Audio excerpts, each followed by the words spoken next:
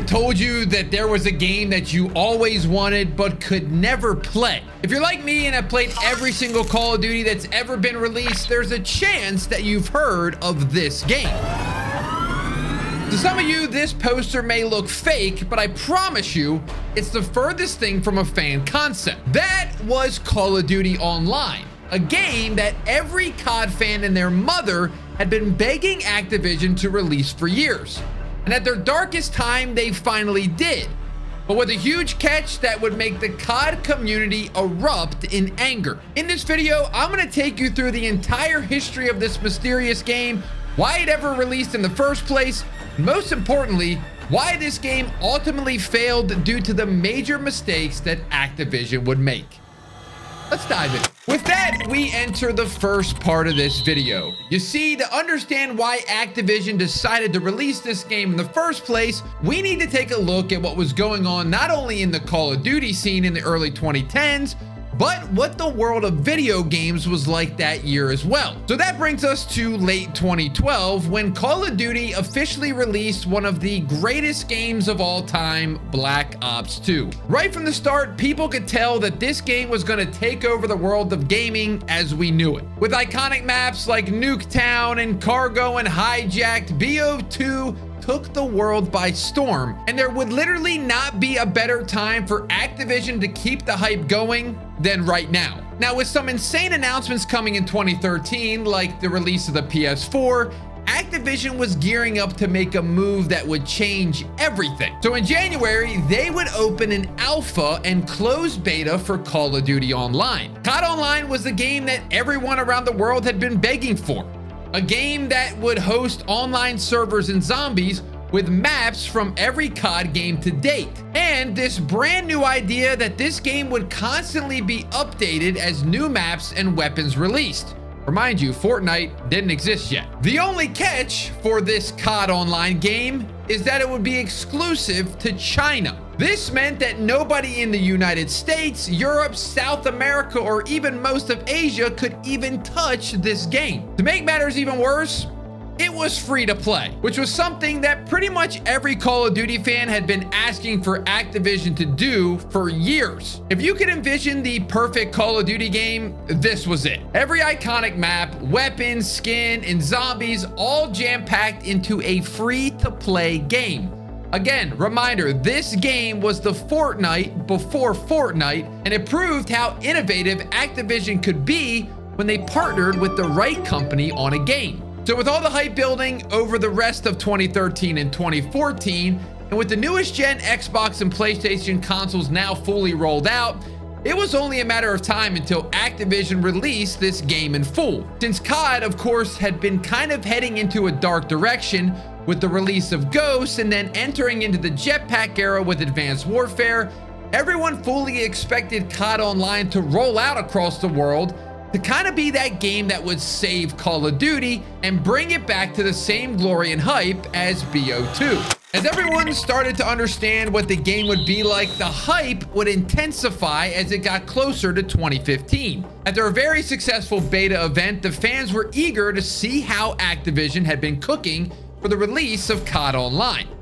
So in January of 2015, now with every gamer in the world having access to the latest generation of consoles and PCs, the game was officially released. But we need to remember that this was still for the Chinese market only, which again infuriated fans in Europe and North America. This was the game everyone had been begging for Activision to release, and they finally did it, just not for everybody else. Now we have to be honest, I think what made this game so good was just the nostalgia that it brought back for everyone. The game featured 36 of the most iconic zombies maps made in COD history, and like I said earlier, the online maps and weapons that every COD had fallen in love with were all available. Since the game was constantly updated, it never really got old. It never died like we see in today's Call of Duty franchise. It was always entertaining and it was always fresh.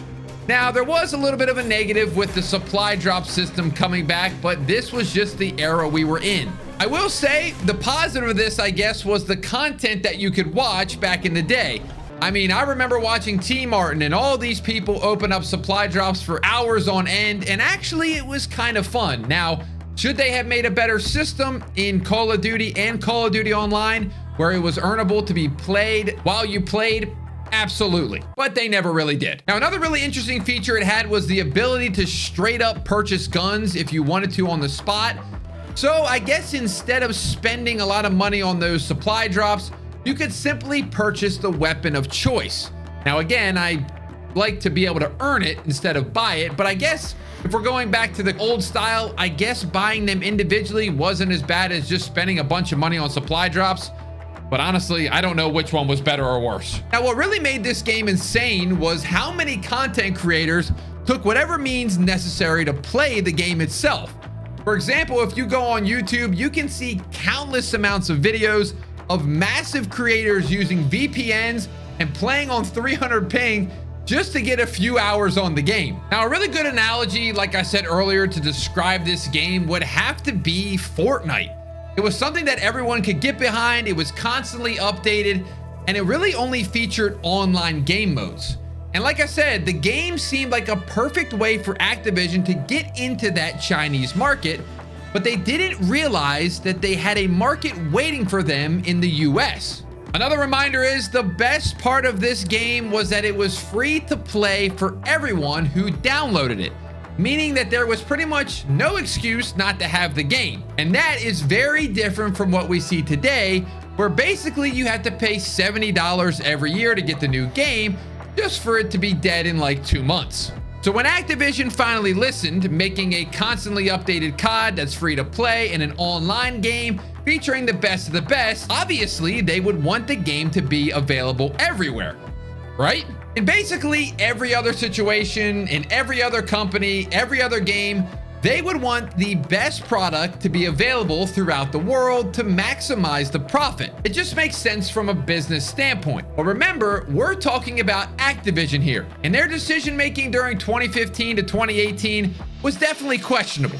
Very similar to what we're seeing today, actually, prior to Black Ops 7. So when the American fans find out that COD Online was going to remain in China, the heartbreak was real. The game was only growing in popularity, especially since at this point, every streamer and content creator had made multiple videos showcasing the game. So with all of this considered, like I said, why China only? To answer this pressing question, we need to take a look at the other games that have had versions specific to the China market. The best example of this would be Fortnite.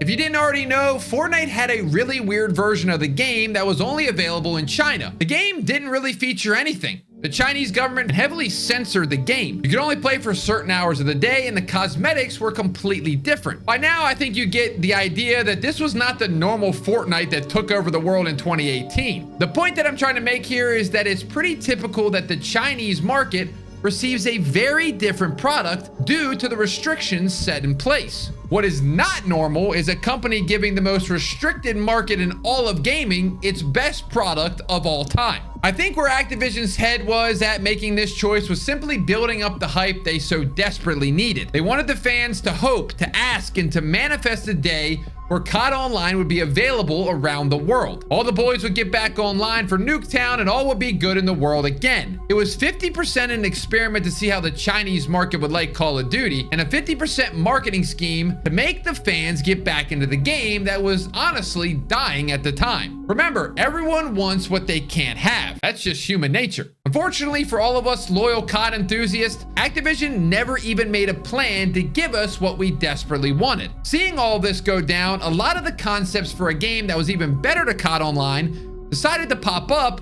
but it was all speculation on what Activision was planning to do next. It would later be revealed that they were actually working on a battle royale game, Warzone, and not an online-only remaster of all the best COD features. But just imagine this. At COD's darkest hour, when everyone thinks the game is dead, what if they would have come out with a game just like COD Online? So when asking that question to myself and to you guys, the immediate answer that most of us would think is yes.